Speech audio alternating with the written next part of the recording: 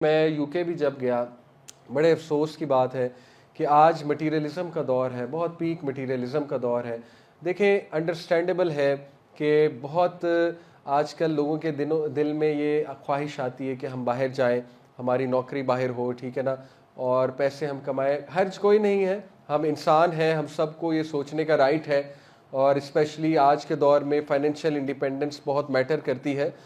لیکن دیکھیں some way down the line you have to understand کہ پیرنٹس کی امپورٹنس کیا ہے، کیونکہ مجھے وہاں پہ بہت ہی سوالات آئے، لوگوں کے بڑے ریگریٹس تھے وہاں پہ، بڑی دل میں رنجش تھی ان کے، جو ینگسٹرس تھے وہاں پہ ان کے دل میں بڑی رنجش تھی کہ ماں باپ اکیلے ہیں، بیمار ہیں، خدمت نہیں کر پا رہے، بس یہاں پر آئے ہوئے ہیں۔ اور ماشاءاللہ دیکھیں ماں باپ جو ہے اولاد کا کتنا سوچتی ہے، اولاد کو احساس نہیں ہوتا کہ ماں باپ کتنی قربانیاں دیتے ہیں ان کے لیے۔ میں یقین کریں ایسی ایسی سٹوریز وہاں پہ سنی کہ باپ نے ساری زمینیں بیچ کر بیٹے کو وہاں بھیجا۔ اللہ اکبر، اتنی قربانی دیتا ہے باپ، اور اسی باپ کو ہم برا بھلا کہتے ہیں، اسی کو ہم بعد میں کہتے ہیں اس نے میرے لیے کیا ہی کیا، اس نے ساری عمر میرے لیے کیا ہی کچھ نہیں۔ ہمیں پتہ ہی نہیں وہ اپنی پوری جمع پونجی اولاد پہ لگا دیتا ہے۔ اسی طرح ماں وہ کیا کیا قربان کرتی ہے، کس کس طرح باہر بچوں کو بھیجا ہوا ہے۔ آپ کی سوچ ہے، جس طرح بچوں نے مجھے خود بتایا کہ ہمارے پیرنٹس نے اتنی سیکریفائس کر کے ہمیں باہر بھیجا، فیسیں دے رہے ہیں، ٹھیک ہے، ہر بندہ وہاں جا کے جاب نہیں کرتا، کچھ لوگ وہاں جا کے موجیں کرتے ہیں، تو وہ پیچھے سے باپ کا پیسہ لگ رہا ہے، رائٹ۔ تو یہ ہمیں اپریشیٹ پہلے تو پیرنٹس کو کرنا چاہیے کہ پیرنٹس قربانی کتنی دیتے ہیں، سبحان اللہ۔ کیونکہ اللہ کے نبی صلی اللہ علیہ وسلم نے دیکھے فرمایا کتنی سیریس بات ہے، اللہ اکبر۔ حضرت جبرائیل علیہ السلام ایک بار نبی صلی اللہ علیہ وسلم ممبر پر کھڑے تھے تو انہوں نے 3 بار آمین آمین آمین کہا۔ ان میں سے ایک جو بات تھی، بعد میں بتایا کہ میں نے آمین کیوں کہا، صحابہ حیران ہو رہے تھے کس بات میں آمین کہا ہے۔ جبرائیل آئے تھے، جبرائیل علیہ السلام نے کہا وہ ٹو دا پرسن، تباہی ہے یا رسول اللہ اس شخص کے لیے جس نے ماں باپ کو بڑھاپے میں پایا اور ان کی خدمت نہ کر سکا۔ اللہ کے نبی صلی اللہ علیہ وسلم نے کہا آمین۔ اللہ اکبر۔ جبرائیل علیہ السلام فرشتوں کے سردار اور نبی صلی اللہ علیہ وسلم نبیوں کے سردار، یہ بدعا رد ہو سکتی ہے؟ جو فرشتوں کا سردار کہہ رہا ہے، نبیوں کا سردار اس پہ آمین کہہ رہا ہے، تو دیکھیں یہ بہت بڑا ریگریٹ لیٹر آن بنتا ہے، سبحان اللہ۔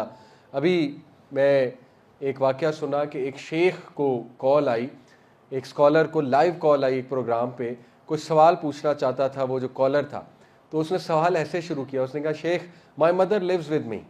شیخ نے کہا 1 منٹ، ریپیٹ، دوبارہ ریپیٹ کرو۔ اس نے کہا شیخ I want to ask my mother lives with me, کوئی سوال پوچھنا چاہ رہا تھا۔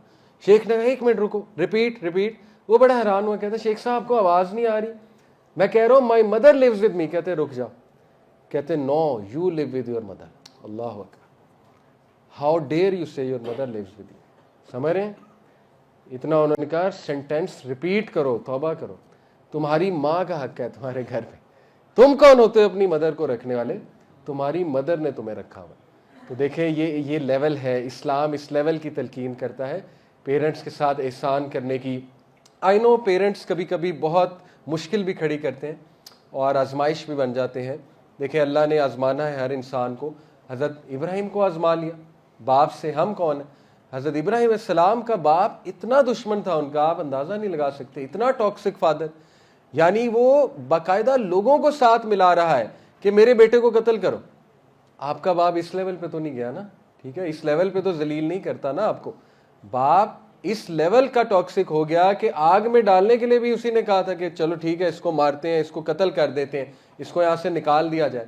لیکن اس کے باوجود یا ابتی اے پیارے ابا جان، اے پیارے ابا جان کیا ہو گیا، کیوں نہیں میری بات سنتے، کیوں شیطان کے پیچھے جاتے ہیں؟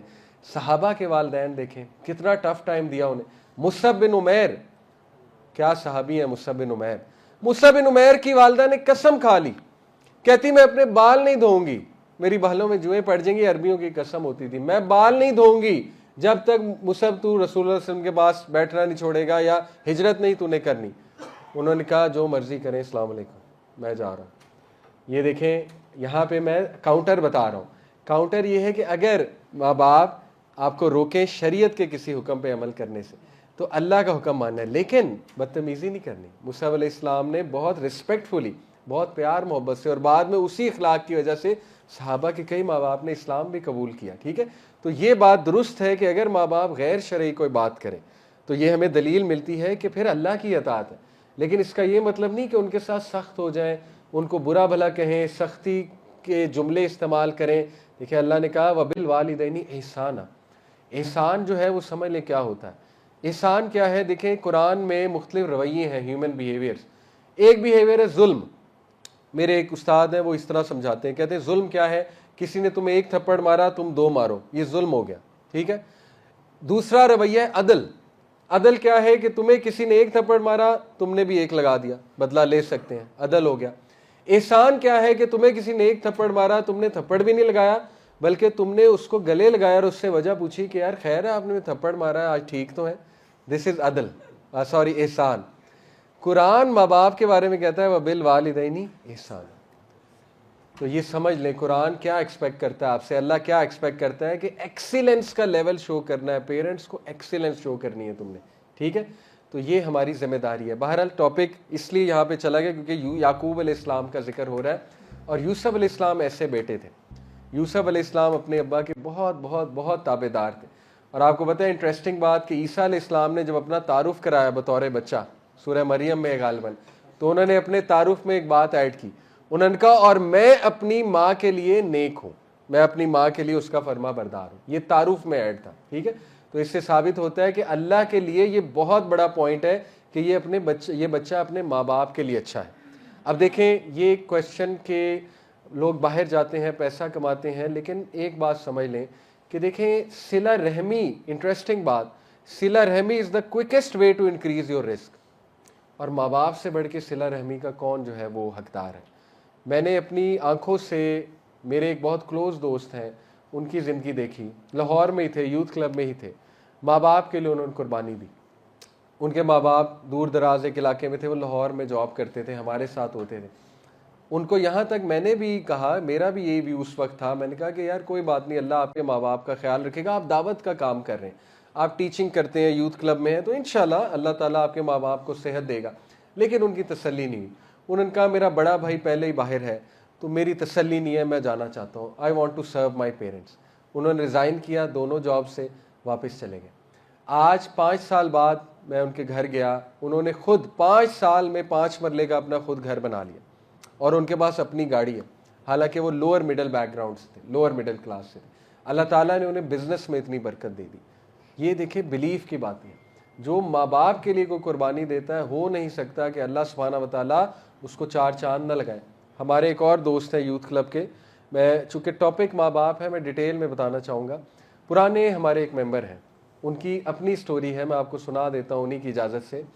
वो फिनलैंड से PhD कर रहे हैं, तो उनके वालिद की अभी रिसेंटली डेथ हुई।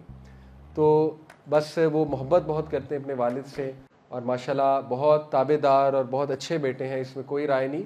बस PhD करने गए थे, लेकिन अनफॉर्चुनेटली वो लेट हो गए जनाजे पे और बड़ा मसला हुआ। किस वो कैफियत से गुजरे होंगे कि वालिद का जनाजा ज़ाहिर है वेट हो रहा है, लेकिन उनकी फ़्लाइट लेट है। तो यू नेवर नो, फ़्लाइट आगे पीछे हो जाए, आपका तो कंट्रोल नहीं है। तो देखें कितना दुख से वो गुजरे हैं और उन्होंने खुद बताया। लेकिन उनके भाई की स्टोरी बड़ी इंटरेस्टिंग है। उनका बड़ा भाई सऊदीया में था और उनका जो बड़ा भाई था उसको 3 महीने पहले, वालिद की वफ़ात से 3 माह पहले, उनको डाउन साइज करके जॉब से निकाल दिया गया। वालिद ठीक थे, अभी कोई एक्सपेक्ट नहीं कर रहा था वालिद की डेथ हो जाएगी अचानक, ठीक 3 माह पहले निकाल दिया गया। वो कहते हैं मैं बहुत डिप्रेशन में गया और मुझे यकीन नहीं आया कि मुझे क्यों निकाला गया है, मेरी तो परफॉर्मेंस भी बहुत अच्छी थी। यहाँ तक कि कहते हैं मेरा जो COO था उसने मुझे कहा कि यार you were the last person on our mind अगर किसी को निकालना है, लेकिन बस समहाउ तुम ही जो है वो आए छुरी के नीचे, तो उनको डाउन साइज करके निकाल दिया गया और वो सीनियर पोजीशन पे थे। कहते हैं मुझे नहीं समझ आया मेरे साथ क्या हुआ, बहरहाल I had to come to Pakistan, क्योंकि आपको पता है वहाँ इकामा होता है, सिटीजनशिप नहीं होती, वहाँ से आना पड़ता है। तो ही केम बैक टू पाकिस्तान और कहते हैं कि 3 महीने मैंने अपने बाप की खिदमत की। मेरे बाप की तबीयत ख़राब होना शुरू हो गई। 3 महीने अल्लाह ने मुझे मौका दिया अपने बाप की खिदमत करने का। हॉस्पिटल में मैं उनके साथ था, आखिरी लम्हात में मैं उनके साथ था, मैंने उनका हाथ पकड़ा हुआ था और मेरे वालिद कलमा पढ़ के इस दुनिया से रुखसत हुए, तो मुझे मेरे कलेजे को ठंडक हुई। ऑल्दो बड़े गम की बात होती वालिद को, वालदा को दुनिया से रुखसत होते देखना, लेकिन कहते हैं कि मैंने उन्हें कलमा पढ़ते देखा, मेरे कलेजे को ठंड मिली। और ठीक 1 हफ्ते बाद 2 जॉब्स के इंटरव्यू कॉल आए उन्हें, और मैंने अभी नहीं पूछा, हो सकता है उनकी जॉब लग गई हो।